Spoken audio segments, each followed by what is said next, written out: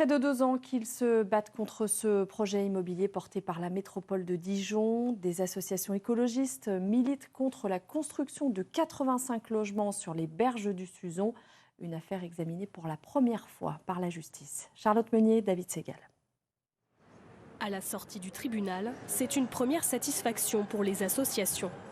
Depuis 18 mois, elles se battent contre la construction de 85 logements au nord de Dijon. Les 3 recours qu'elles ont déposés viennent d'être examinés et elles sont optimistes. Il a été montré que les différents documents mis à disposition par le pétitionnaire, par le promoteur, notamment sur la question de l'abattage des arbres, sur le nombre d'arbres conservés, que tout ceci n'était pas clair. Autre point abordé durant l'audience, les élus municipaux disposaient-ils de toutes les informations lors de la vente du terrain au promoteur? Le tribunal a décidé de réexaminer ce recours dans 6 mois. C'est une victoire en demi-teinte dans le sens où, effectivement, on n'annule pas le permis, mais on considère qu'il y a quand même un caillou dans la chaussure et quand même un gros caillou, et qu'il faut régler ce problème, et que on se revoit dans 6 mois pour questionner cette question-là. Pour la ville de Dijon et son avocat, pas de quoi s'inquiéter. Le projet Venise 2 verra bien le jour.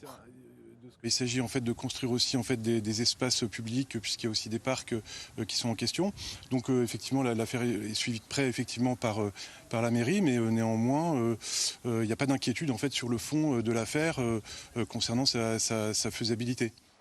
Pourtant, sur les berges du Suzon, le collectif dénonce avant tout une aberration écologique.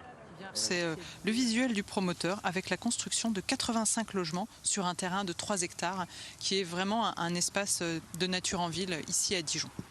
Suite à ces 3 recours, le collectif attend désormais le délibéré du tribunal administratif. Il est fixé au 16 mai prochain.